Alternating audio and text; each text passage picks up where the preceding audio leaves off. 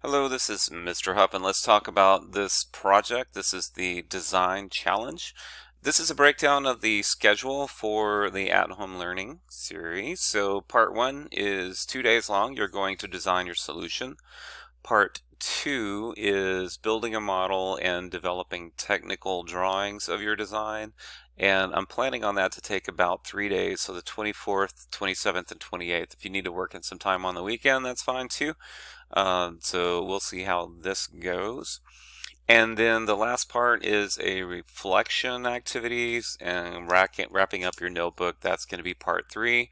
And it should take about 2 days to do that. So you've got the 29th and the 30th. I've also unlocked part two and part three a little bit early. So if you finish one, you can start the next one if you have time. So let's go through the project. So part one is going to be the design solution. So we're going to use a digital notebook approach.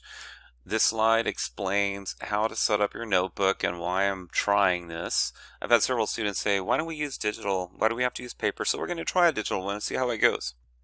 If I'm happy with the general results and your documentation, I may consider switching.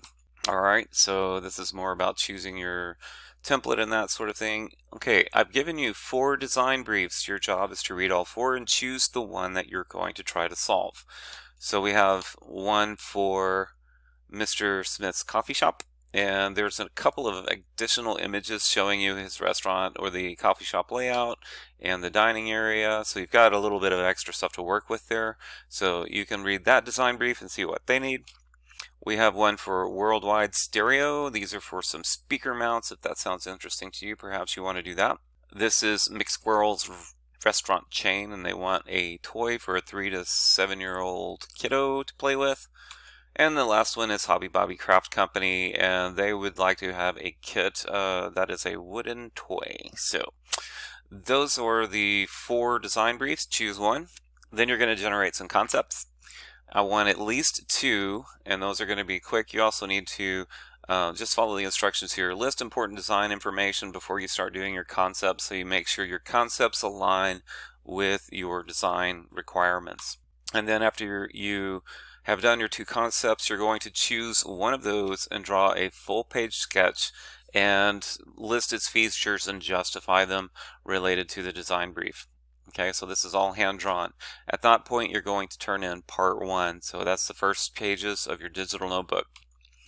Part 2 is going to be modeling and on-shape drawing. So we have, I want you to build a really quick model of what your design is. Use stuff you find around the house, craft supplies, recycled materials, and just build a little bitty model of it. And it shouldn't take you more than about 30 minutes. If you want to color it, you can. If you don't want to, you don't have to, but it gives you something to work from. And then in Onshape, you're going to start a new document, share it with me, and you're going to model all of the parts in an assembly and then complete a technical drawing set. Technical drawing set needs to look like this. The cover page needs to have an exploded view on the left side, an isometric view on the top right, and a bill of materials parts list on the bottom right. That also needs to include the materials you use for the design. Page 2, all the way through the end, you're going to detail each part of your model or your solution. So we're just going to use the standard ANSI layout. The isometric view will be at the top right, and then 3 orthographic projections, top, front, and right.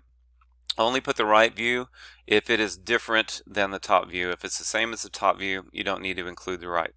So as far as dimensioning, just do the overall length, width, and depth. I just need to see that you're paying attention to the scale, and that will tell me. And you'll do 1 page of that for each part. When you're done with that, check your work and then export that as a multi-page PDF. Turn in your technical drawing in Canvas.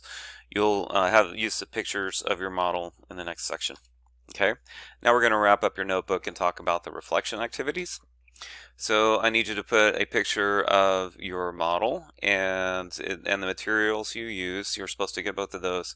And I also want you to discuss this model. Was this a helpful thing to do, and was it hard to build? So tell me your opinions on those.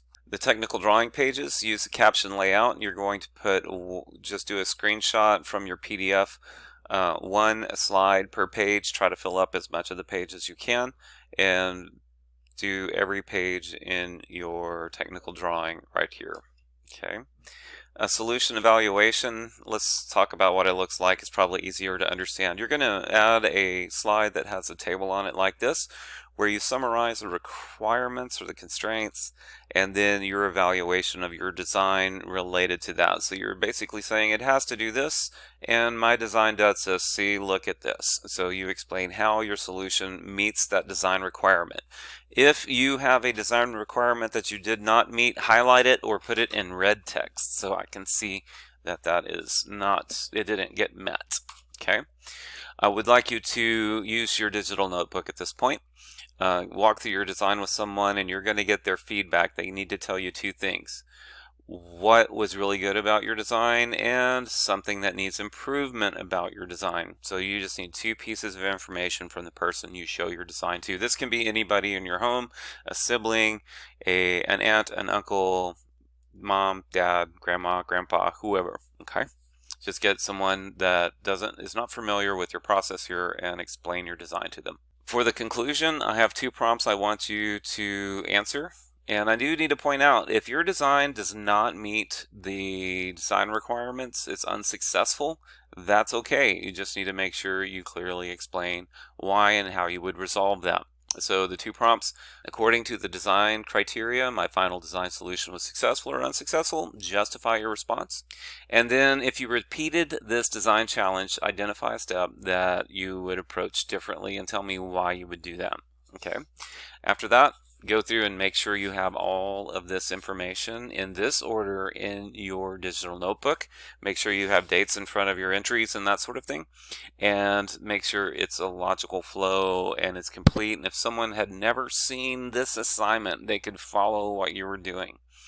So that's what we're shooting for. So the required sections are here, and then you're going to export that as a PDF and turn it in. Please reach out to me if you have any questions or concerns. Thank you so much.